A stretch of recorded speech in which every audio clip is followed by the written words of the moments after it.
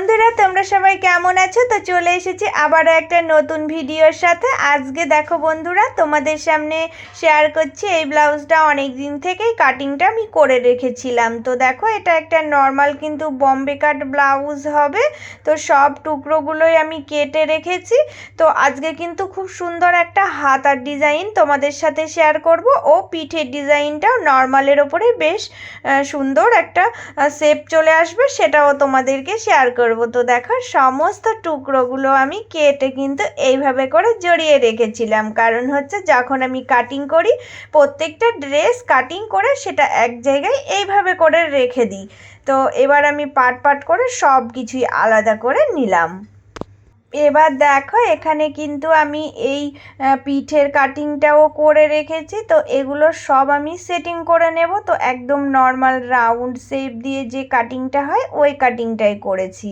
তো হাতের ডিজাইনটা আজকে অন্যরকম স্টাইল করব, সেটাও তোমাদেরকে আজকে শিখিয়ে দেব। তো দেখো, আমি সব টুকরোগুলো এবার সাজিয়ে আমি ঠিক করে নিচ্ছি, কারণ হচ্ছে এইগুলো সাজিয়ে না নিলে আমার কিন্তু বানাতে খুব প্রবলেম হবে। তো যেহেতু আমি এটা অনেক দিন আগেই কেটে রেখেছিলাম, তো এটা ভাঁজ টাজ করে রেখে দিয়েছি। এবার সব কিছু আমি গুছিয়ে নিয়ে চলো এবার আমি তোমাদের সাথে একটু শেয়ার করব, আমি এগুলো কিভাবে জুড়বো সেগুলো তোমাদের সাথে শেয়ার করব। তো দেখো বন্ধুরা, আমি কিন্তু এখানে যে ফিতের জন্য কাপড় কেটেছিলাম ওই ফিতের কাপড়গুলো দিয়ে আগে ফিতেটা বানিয়ে নেব। তো ফিতেটা আগে বানিয়ে নিয়ে তারপরে কিন্তু আমি পিঠটা জুড়বো। তো একসাথে যদি ফিতেটা পিঠে জুড়ে দিই তাহলে কিন্তু খুব সুন্দর ফিনিশিং আসে। তো চলো এবার আমি তোমাদেরকে দেখাচ্ছি ফিতেটা কিভাবে একসাথে জুড়ে নেব। তো এই রকম টিপস অনেক তোমাদের সাথে আগে শেয়ার করেছি, আজকে আবারও একটা আমি দেখিয়ে দিচ্ছি। তো তোমরা দেখে কিন্তু এইভাবেও কাজ করতে পারো।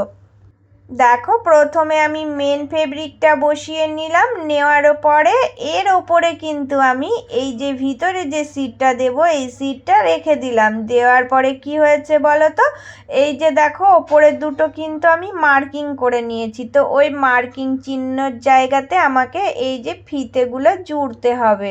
তো এখান থেকে দেখো সুন্দর করে আগে আমি একটা নর্মালি সেলাইটা দেব। তো সেই সেলাইটা দিতে দিতে কিন্তু এখানে দেখো একটা সেলাই দেওয়ার সময় ফিতেটা জুড়ে দেব। তো এইদিকে একটা ফিতে জুড়ে দেব, দিয়ে আবার সেলাইটা দিয়ে ওই দিকেও সেই ফিতেটা জুড়বো।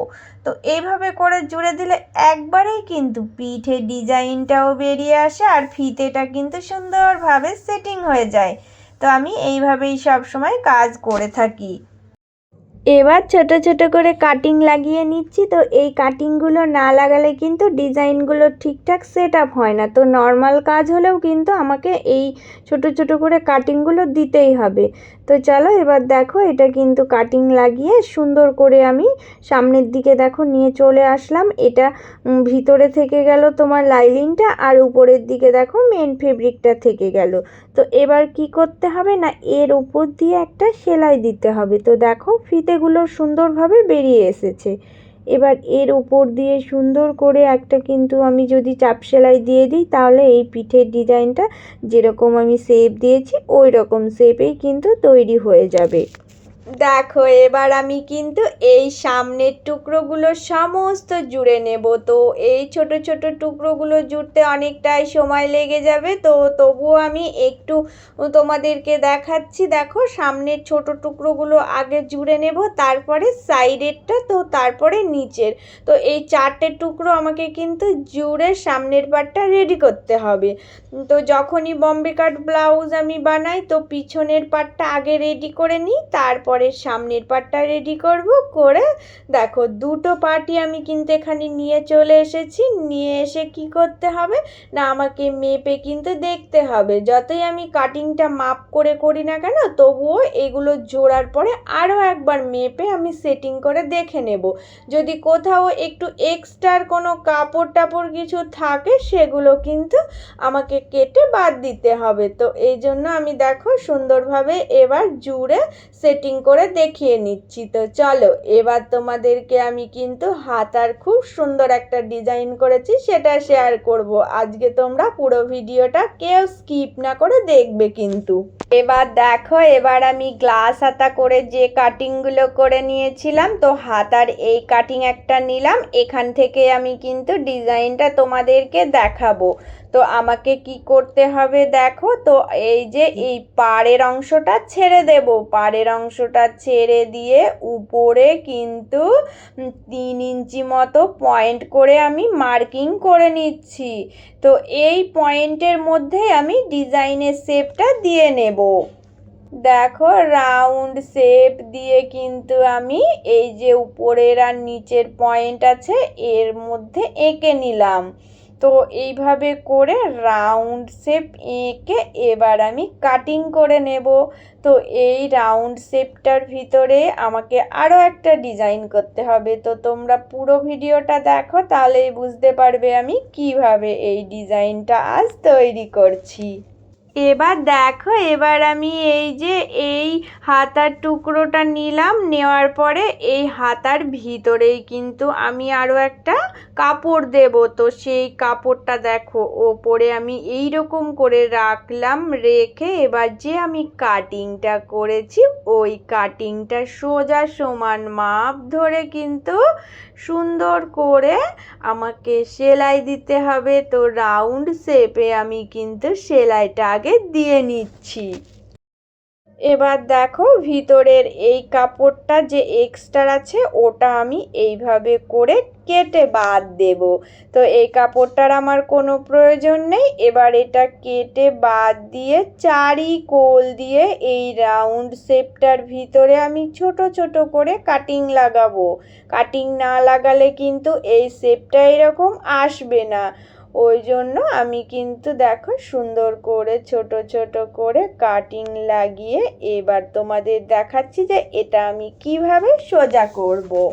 দেখো মেন ফেব্রিকটা আমি এর ভিতর দিয়ে দিলাম, দিয়ে কিন্তু সুন্দরভাবে ভিতরে দেখো এটা আমার চলে গেল। তাহলে সোজা দিকটা সুন্দরভাবে বেরিয়ে আসলো আর ভিতরের দিকে যে কাপড়টা ছিল ওটা চলে গেল।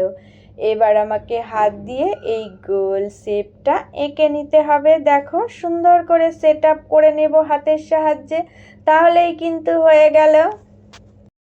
এবার দেখো বন্ধুরা, আমাকে ডিজাইনটা করতে হলে এইরকম কাপড়ের টুকরো কেটে নিতে হবে। তো মাপটা দেখিয়ে দিচ্ছি, এই দিকে লম্বায় আমি 6 ইঞ্চি রেখেছি আর এই দিকটা আমি 4 ইঞ্চি রেখেছি। তো এইরকম দুটো টুকরো কিন্তু আমি কেটে নিয়েছি।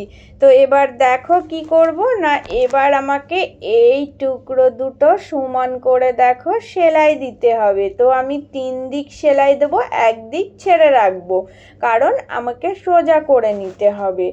তো এইভাবে করে দেখো সেলাইটা দিয়ে নিলাম। এবার সোজা করে কি করব তোমাদেরকে দেখিয়ে দিচ্ছি। এবার যে খোলা মুখটা আছে এই খোলা মুখটা দিয়ে দেখো আমি কিন্তু এটা সোজা করে নেব। তো এটা সোজা করে নিয়ে সেট আপ করবো, আর কিছু না। এবার কি কাজ আছে তোমাদেরকে দেখাচ্ছি। এবার এই যে সোজা করে আমি রাখলাম, রাখার পরে আমাকে কিন্তু সুতো নিতে হবে। তো সুতো দিয়ে আমাকে সুন্দর করে এটা একদম মিডিল পয়েন্ট ধরে দেখো এখানে কিন্তু আমি এই যে এইভাবে বেঁধে দেব। তো এইভাবে সুন্দর করে বেঁধে দিয়ে এটা দেখো একটা ফুলের মতো হয়ে যাচ্ছে, যেরকম মানে বউয়ের মতো একটা। তো এটাকে কি করব এবার তোমাদেরকে দেখিয়ে দিচ্ছি।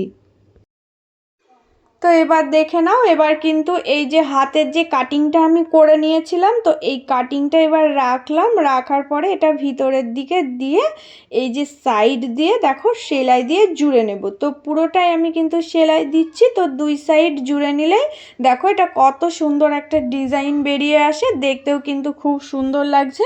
তো এইভাবে করে আজকে একটা হাতের ডিজাইন আমি তোমাদের সবার সাথে শেয়ার করলাম। তো দেখো বেশ সুন্দর লাগছে। এবার কিন্তু এখানে কি করতে হবে তোমাদেরকে দেখাচ্ছি।